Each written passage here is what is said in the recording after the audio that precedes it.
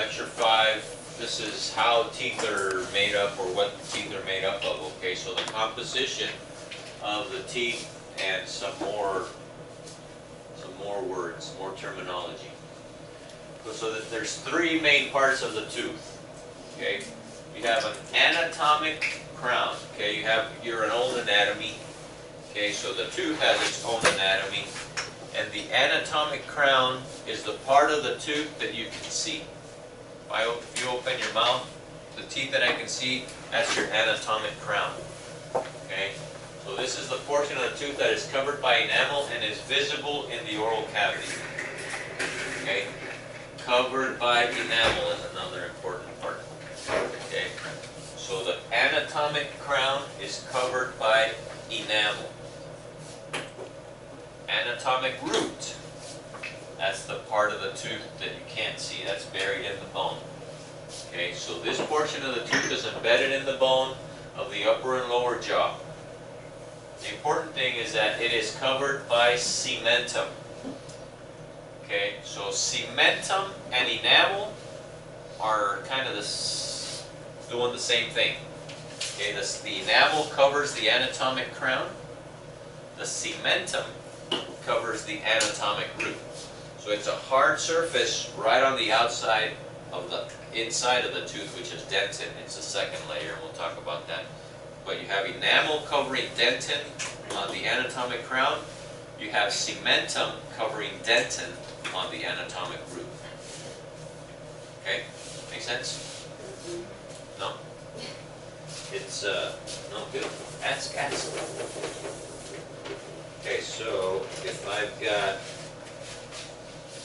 got a root, oops, I've got a crown. Okay, so that's an incisor. Believe me, an incisor. Okay, the incisor. This is the anatomic crown, right? What you can see in the mouth. This is in bone. So here we have bone. That goes all the way around the tooth. So this we can't see. Okay. Inside here, there is another layer of tooth. Okay, if we section the tooth, there is another layer of tooth underneath. Okay, this is probably bigger. Again, I'm not a good drawer. Okay. So this is the anatomic crown. This area here on the outside is enamel. Okay. Now down here, what covers this is dentin. Okay, it's a softer part of the tooth.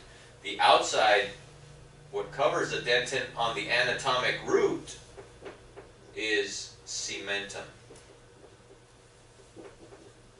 Okay, so this part right here is cementum. All the way around the dentin on the root part. The enamel is around the dentin on the crown part. Okay? So they're doing the same thing, they're just called different. Yeah? Yeah. Okay, so the anatomic crown, anatomic root. Part that you can see, part that you can't. Enamel, cementum. Now inside of this guy, you have the pulp, which is the nerve. Okay, so this tooth is hollow, and there is a nerve canal right in there. Okay, that's filled with blood and nerve supply and all that good stuff. So the pulp cavity is filled with pulp tissues and is located in the central portion of the tooth and is surrounded by dentin. Okay, so again, around the pulp you have the dentin, and then you have the enamel, you have cementum, and this is the pulp. See? Capiche? Okay, well, this is a better drawing. Yeah, I could have gone to here instead of me do that. Anyway, here's the pulp. Okay, this is a back tooth, a pulp, a molar tooth. Then you have dentin. This is the yellow part. Here's the clinical crown or anatomic crown, and you have enamel. And in the anatomic root, the black area, right around here would be a little line all around here, would be the cementum. Now it's not the dark, not the black here, it's what's stuck to the white. So there's like a little darker, this right here. This is the ligament space. But what's stuck right up to the yellow, that's the cementum. Right, a little black line that goes all the way around. The cementum is thinner than the enamel. Yeah, That's big why you time. don't really see it in the root. So it's just like you can scratch it. This is cementum right here. What's exposed right here is cementum. But it's hard. It's a hard surface. Enamel is the hardest surface in the body, the hardest structure in the body. It's harder than bone, it's harder than anything. Cementum is hard, but not as hard. Okay? Oh, got it. Okay, cemento-enamel junction. Where would be the cemento-enamel junction? Where the what meets the what? If you break that word up, where the cement sticks to the enamel. where the cementum joins the enamel. Cemento-enamel junction. That previous picture has a good, you can see it, Yeah. that little So, line. cemento-enamel junction. Okay, if you can see where the enamel stops, right around there. That's the CEJ. This is the CEJ or cemento-enamel junction. So right here. Okay, probably have other pictures. But this is the constricted portion of the tooth at the junction of the anatomic root and the anatomic crown, where the cementum joins the enamel. Okay? So if you look at this tooth right here, you've got cementum coming up, it joins the enamel right there. So that's called the CEJ, cemento-enamel junction. Now this guy has some gum recession, so the cemento-enamel junction is up here. Okay, some staining. So that's cementum, that's enamel, that's the cemento-enamel junction. Okay. If you break these words, you get a big long word, break it up, and it'll make a little bit of sense. Apex is where? Right here. The apical third, and this is the middle third, cervical third. Good. Tip of the root. Okay. The apical foramen means just an opening. Okay, that's going to come up multiple times when we talk about the bones in the skull. So a foramen is an opening somewhere. Okay? It's a minute opening that blood supply, arteries and veins, lymphatic drainage system, and nerve supply enter the tooth, into the dental pulp. Okay, so if you've got, I have that in my hand. So you've got, this is going to the brain, so you've got this nerve coming here, and it comes and goes whoop, right up into each tooth. And you've got blood supply doing the same. When you take out the tooth, it just tears right there. The nerve tears. Or when you do a root canal and you take the nerve out, it tears right there. But again, all the wiring that goes right to your brain exits right through that foramen. Okay, you get something like this. Here's the pulp, and you have all these little wires and blood supply, and it goes right out into the bone and out to the brain, or to the main branch of the nerve. Okay, so again, you got enamel, dentin, pulp, and what would this little black line be called? Cementum. Good. And the apex. Again, you cut. This is the what third? We're looking at this part. This is just a cross section right here. So this is the what?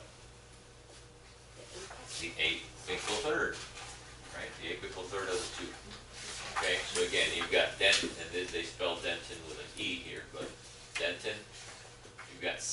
dentin, you can see how it's a real thin, hard structure up against the dentin. And you got the root, the pulp, the blood supply. And this is the apical foramen. Okay? It's a little opening at the end of the root. Yeah. Foramens, they were asking in the radiology test, well, you know, anytime you see foramen, make sure you know, memorize that, where that is located, because that's what Nikki said. They asked about foramens. Foramens on the X-rays. Yes. So we'll talk about the bones next time, but for a couple of weeks. But you've got the mental foramen. Yeah, but as well the part of The the apical anatomy of the foramen. teeth, yeah.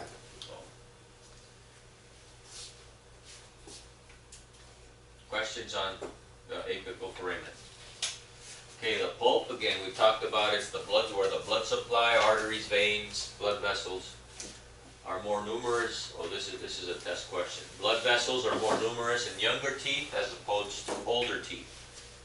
As we get older, this space here, the pulp gets narrower and narrower and narrower and narrower. Okay, so blood supply on a 8-year-old kid who breaks a tooth, that pulp is this big. An 80-year-old breaks a tooth, that pulp is like this big. Okay. So over time, that pulp just gets thinner and thinner, and the nerve gets thinner and thinner. I've been able to do fillings on older patients because that nerve is so thin in there that I can drill without numbing medicine sometimes because they don't feel it. Okay, so and there's less blood vessels also. Lymphatic drainage. That's an independent system of vessels that carry lymph, or all the, it's kind of all the waste from teeth. A clear fluid that carries waste is lymph. That's, you know, I don't think there's any questions on that. Huh? Your limbs are up in here. It's very Lymph nodes, yeah. Goes all the way down. Yeah. Oh, that's what swells when you get infection or whatever. Yeah.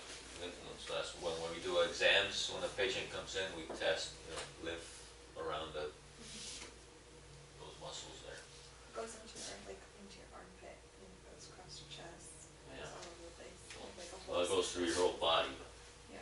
So nerve supply, these nerve endings transmit sensations of either pain or touch. So if you tap on your tooth, that sends a message to your brain that something's going on. Okay, the pulp cavity has the pulp chamber. That's the large, and this will show up multiple times. The chamber is the largest portion of the pulp cavity located within the coronal portion of the tooth. Okay, so the chamber would be, and on an anterior tooth it's a little bit more difficult, but the chamber would kind of look something like this. You know, it's a little bit bigger. So this would be the pulpal chamber, this will be the canal. So it's what's in the coronal part.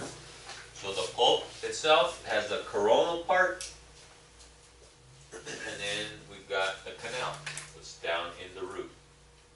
Okay, the small and narrow portion of the pulp cavity located within the root of the tooth. So the chamber and the canal. So here, okay, on a molar, it's a little bit, this part here, this part would be the chamber. When we do a root canal, we open up into the chamber right here. We just take this part of the nerve out. Okay, and then to finish it, then we go inside the root, or the canal part. That's why they're called root canals. Okay, so the chamber is what's in the crown itself. And then the pulp canal is what's down in the root.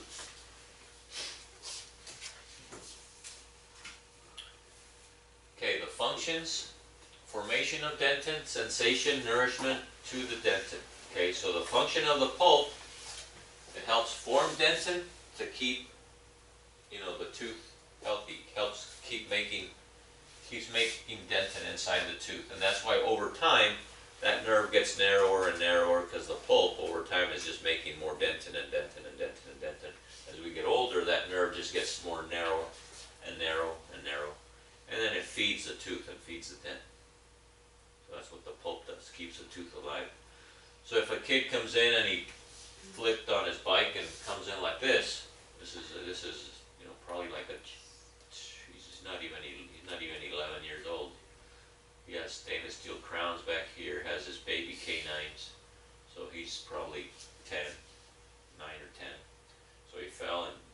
that tooth, you look inside, that's what the pulp looks like.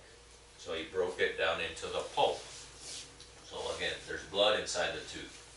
So this tooth would probably need we would probably, at his age, we'd probably clean it out, maybe put some medicine there, fill it up and see how the tooth does. But if it bothers him, then tooth needs a root canal. Okay, so that's a pulp exposure. So there, that's what we see. Okay, again, pulp is inside. On a young patient, when we pull out the pulp, it looks like this. You know, big, Nice nice and thick and and juicy. thick and juicy, exactly. Big pulp. On a 70-year-old, it may look like that. You know, not very thick and juicy. That one's dead, it looks like. Yeah, this is not even like red. Yeah. There's a little bit of blood supply down here, but that one's not very good. So this is, like on a kid like that one, that's how they come out. You know, if they break it and we have to take it out, you go in there with a broach and pull it out. And again, it tears right here. So that's the apical foramen part. That's where it tore. And again, you got blood supply and nerve tissue up in there. But, I mean, they're just big chunks. Okay? So that's the pulp. So the tooth is actually hollow. Okay, if you don't do anything, then it dies and it turns brown or black.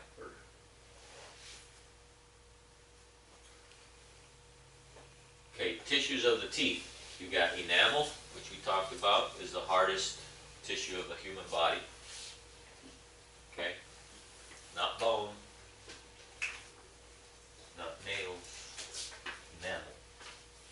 96% inorganic, calcium and phosphorus, it's only 4% organic. It protects the dentin, again, because it's on the coronal part. Enamel is on the coronal anatomic crown. It covers the entire crown of the tooth. And the questions on the exam will say enamel covers the anatomical root. True or false? False. What covers the anatomical root? Cementa. Okay. Don't flip those around. I don't know if that's the question, but something like that. Okay, it's made up of rods and prisms. Enamel, just like I drew there, if you cut it into sections, you'll see like these little rods, little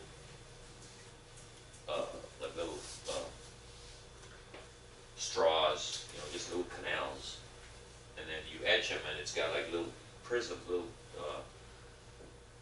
sharp areas that the fillings attach to. Okay, so if you cut it, it's just like, you have to see it like tree rings, kind of. Okay, lines of Ritzius are also called incremental lines. Evidence of cross-sectional views of the enamel resemble rings found in the trunk of a tree. With this rods and prisms, that's on the test. And also this lines of Ritzius are on the test. So know those. Okay, so that's all in enamel. Okay, all these make up the enamel, which is the hardest tissue in the human body. Okay, dentin, it's not as hard. It's hard, but not as hard. Again, you cut a tooth and it looks yellow. Light yellow substance makes up largest portion of the tooth. Okay, so most of the tooth is dentin. The substance is harder than bone, but softer than enamel. 70% inorganic. Okay, 70% inorganic. That's a number you need to memorize because it's in the test. And I think it's a fill in the blank. I don't know why I don't have a little teepee there, but it'll ask you what percentage inorganic material is dentin. And it's 70%. That's a fill in the blank. I think so. It's also got Ton's dentinal tubules. They're hollow yellow tubes that comprise dentin. I don't know why I had dot there. Okay, so odontoblasts. These cells are responsible for the formation of dentin. They are located near the pulp and the dentin. Okay, so again, we talked that the pulp makes dentin, and we'll show you some pictures right now now, but up on this line right here where the pulp joins the dentin, that's where these cells are made, are lined up. So odonto-making dentin blasts are cells that produce stuff. So we'll talk about odontoblasts right now. So odontoblasts, they make dentin. Secondary dentin is just like a scar formed by odontoblast and occur in areas of irritation such as caries and tooth wear. So secondary dentin is if you get a cavity, if you've got a cavity here, the odontoblasts here are going to start to form like scar tissue there to protect itself from the cavity. Okay, so it starts, if you get a cavity kind of growing here, Is that why sometimes you can't really feel it? yeah. Ooh, not good. So here, the odontoblast will start to get thicker. So your pulp chamber starts to kind of, instead of having like this starts to, it looks like this, and you'll see it on an x-ray where instead of having the pulp horns, this pulp horn is disappearing because you're getting secondary dentin formation there, because the body's trying to shield itself from that bacteria. Okay, so odontoblasts are responsible for forming dentin or secondary dentin. Okay, and here's kind of a picture of what I'm talking about. Here are the odontoblasts. Here's the pulp on this side and the nerve supply. Here are the odontoblasts. Okay, and again, you've got these liquid fluids, canals here. But again, these guys are in there lined up making dentin, and if you take a picture or do a scanning microscope or micrograph, here's the dentin. This is kind of what it looks like, those tubules going up in there. Odontoblast would be over here on this side. This is like a baby tooth bud. Here's the pulp. Here are odontoblasts right here, these green ones. Okay, and again, as they make dentin, the pulp gets narrower, so you can see those arrows are coming in because the dentin is going to start to grow inward. Okay, so on a baby tooth, that's what it looks like. It looks like all pulp, and then as it develops, the dentin grows and the pulp gets narrower and narrower, and that happens throughout life. And we'll talk about the other cells. Here's the enamel, and then you have the other cells that are making.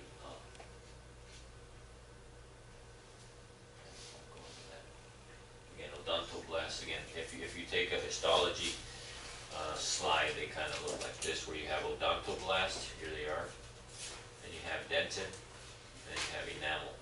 Okay, so those cells actually do exist. You don't have to know any of that, just know that odontoblasts make dentin and secondary dentin and are next to the pulp and up against the dentin. Okay, cementum, a layer of bone-like tissue that covers the roots of the tooth. We talked about that. Then you have the ligament. Okay, the ligament was that other dark area, the darker line that we saw in that one cartoon there. Periodontal ligament, or PDL. Collagenous, so it's got collagen fibers embedded within the cementum. Okay, so the fibers embedded to the cementum. So the ligament is actually, it's like,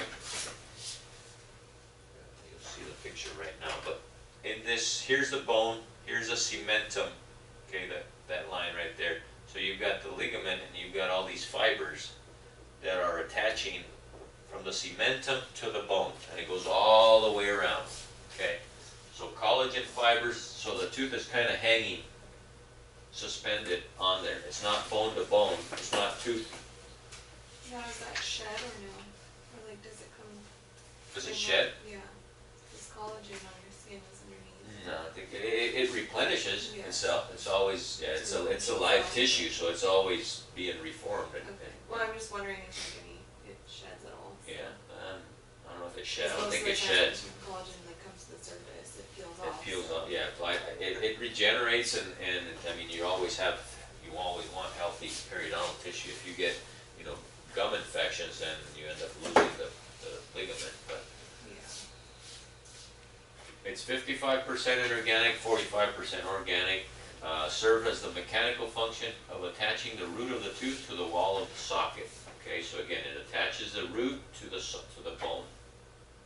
So when you bite down, it's kind of like a shock absorber. It allows the tooth to have some mobility. If you tap on a tooth, naturally there is some movement, and it's because the bone is suspended by this ligament. The tooth is suspended by the ligament. Okay, so again, on that picture that we showed a little while ago, the dark area would be the ligament space. Okay, I'm sorry here. The dark on this one is the cementum, and the ligament would be this area here. And then you have the bone. So here you would have little fibers that are attaching to the bone. It's just another cartoon.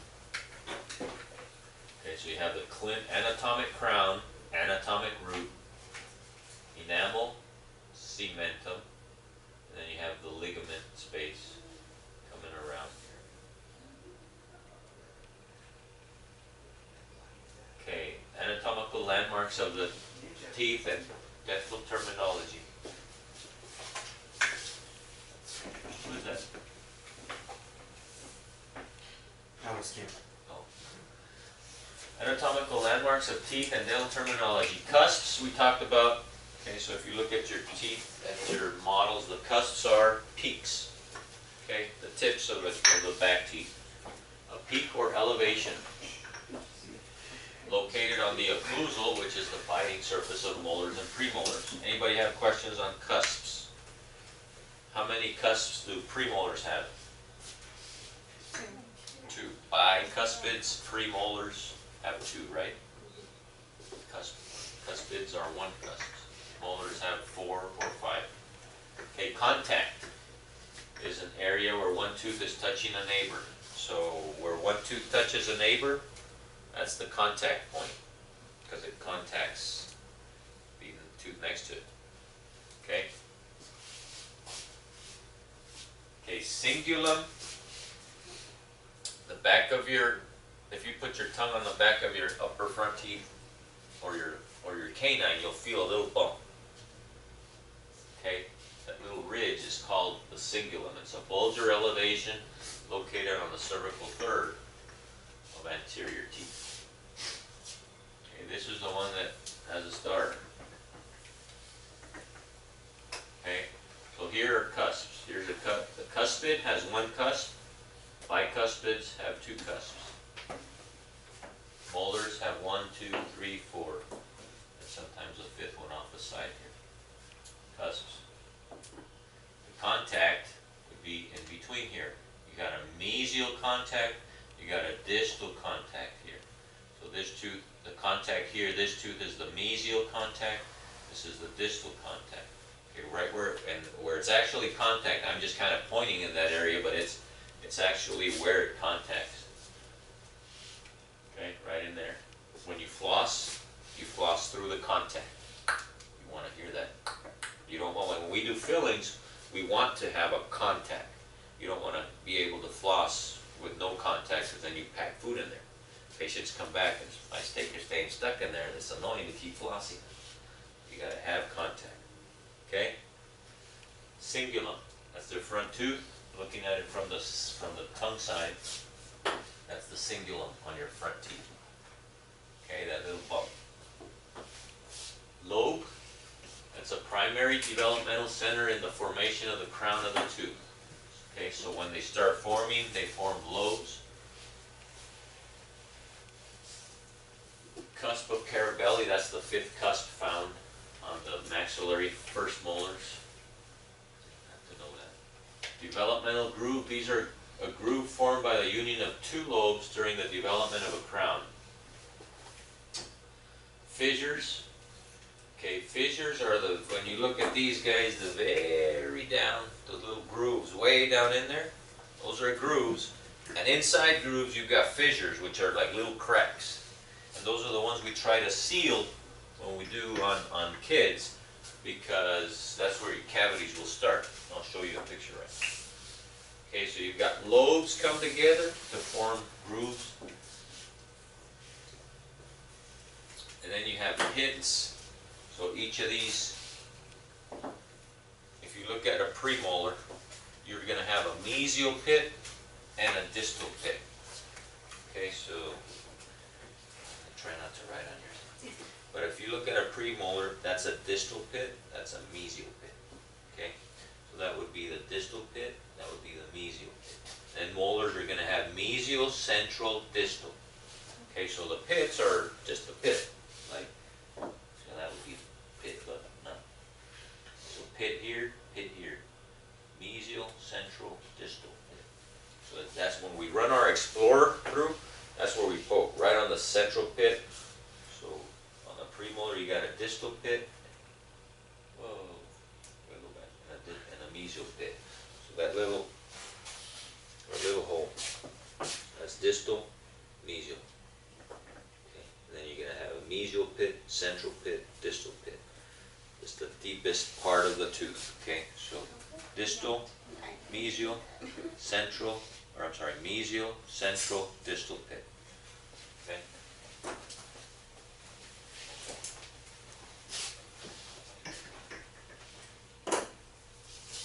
Okay, mamelon. A lobe found on the incisal edge of anterior teeth, usually 3 in number. These guys do not have mamelons.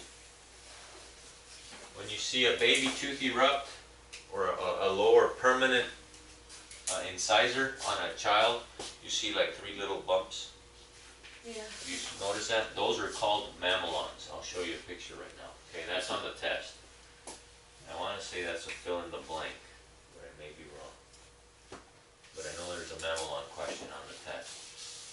So know how to write it down, because I think it's a fill in the blank. Nice. Groove.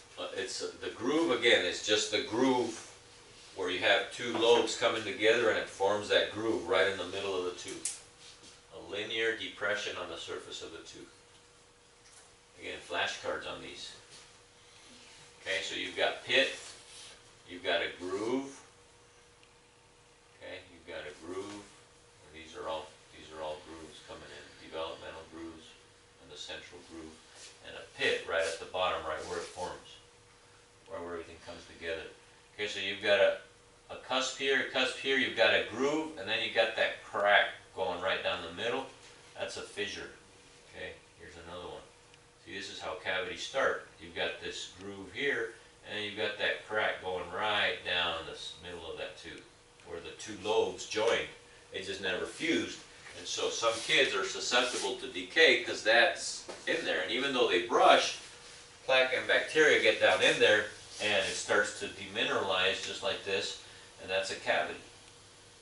Okay, that's kind of what a cavity college starts. And we poke with the Explorer there, and finally it starts to turn soft.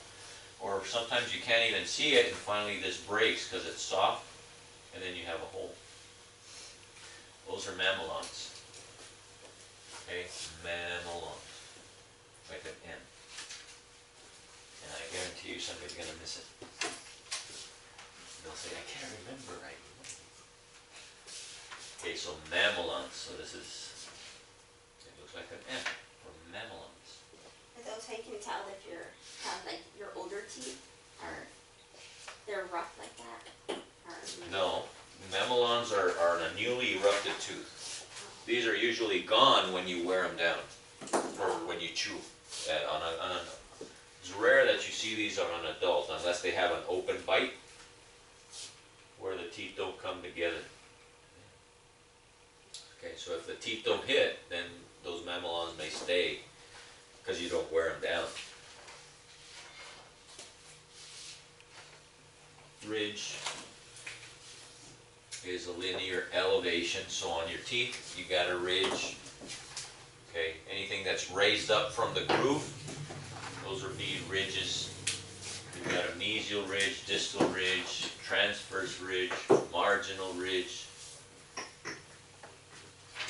triangular ridge. Okay. Transverse ridge going from one to the other. oblique ridge, those are all just parts of the tooth, and you don't really have to know too many of those. Fossa is a depression found on the surface of a tooth. That one you have to know. Fossa is just like a hole.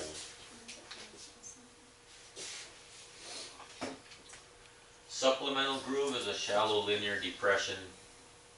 Those are just like little accessory grooves. Okay, and these you can Google this. I think this is where I got this picture from. Again, the ridges. You've got a buccal ridge, you've got a transverse ridge that goes from one side to the other side.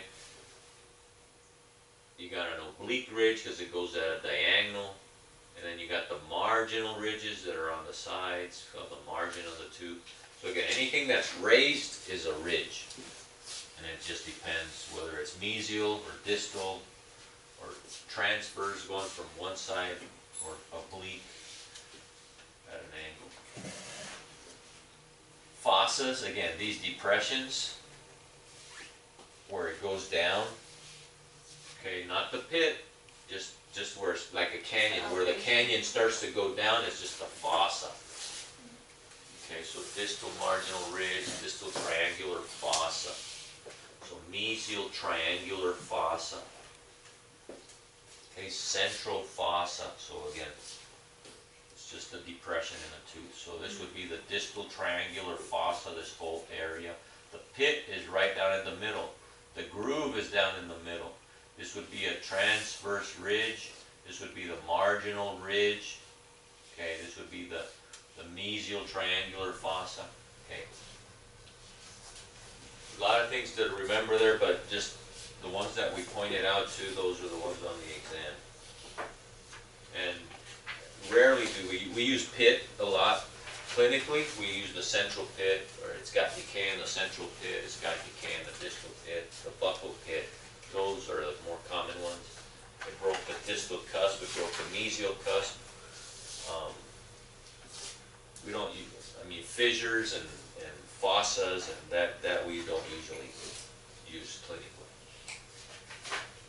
Tubercle is just like an extra piece of enamel that forms like an abnormality. Okay, and like some teeth will come up and they've got like an extra piece of enamel just growing on it.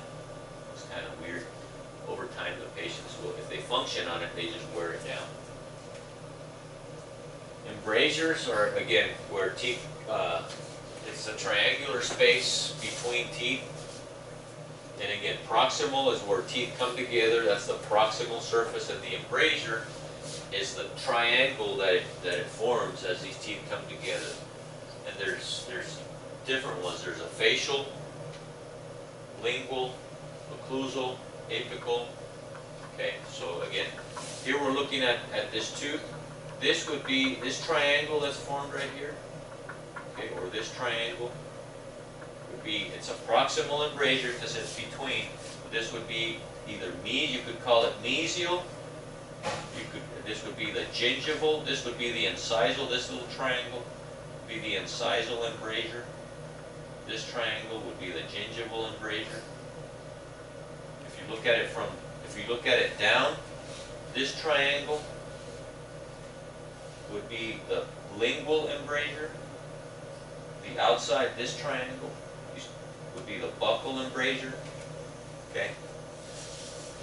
Again, because it's on the cheek side. This one would be the lingual embrasure, and that we use when we talk to labs. If the lab didn't make the tooth right, we say you need to add more to the distal lingual embrasure. Close the embrasure, open the embrasure. Okay, so it's just kind of how the teeth are formed. I don't think you guys need to know too much about them, but just know that they're there. Those are just, again, I think although most of those are just definitions and you've got to match them.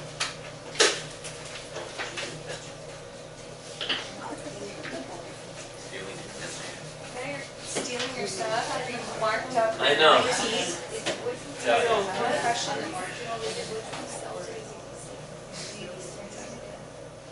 Which one? What was that? To study? For the ridges, yeah, the marginal ridges. Was it M, N, or O that we have to study any of those three?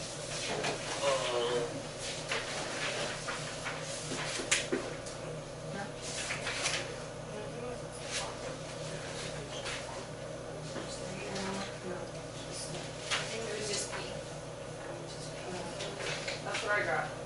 Okay, okay. Ridges was, here, marginal ridge, It's no marginal, yeah, marginal okay. and ridge. Know what a ridge is, which is a linear elevation.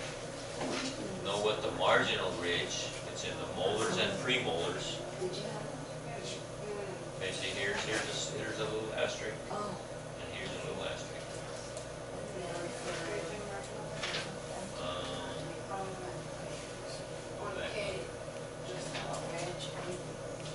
Okay, so you gotta know enamel, you gotta know rods and prisms. You gotta know dentin, largest portion of the tube, 70% inorganic.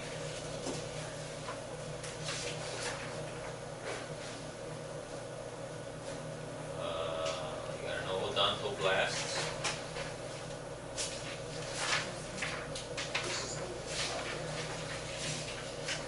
You guys know where I'm at? Yeah, on page 2. Number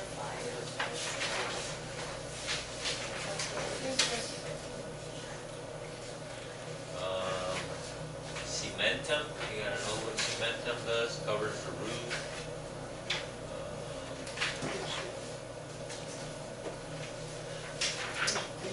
Cusp, Number 3A. is all cut up. Yeah. So cusp, A, so that's Roman numeral 6A, know what a cusp is. Know what a lobe is. Know what a fissure is.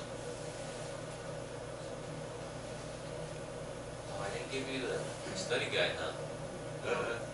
Right, sorry. Know what a pit, mamelon, and a groove.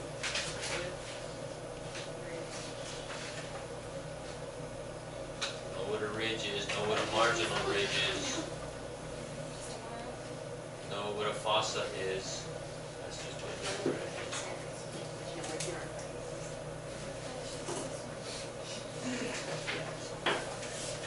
that's it.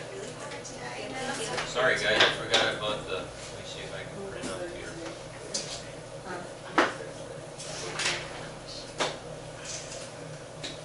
you know what, I've gotta make it on the other computer, because this is the one that I modified. Get it printed out. Last date?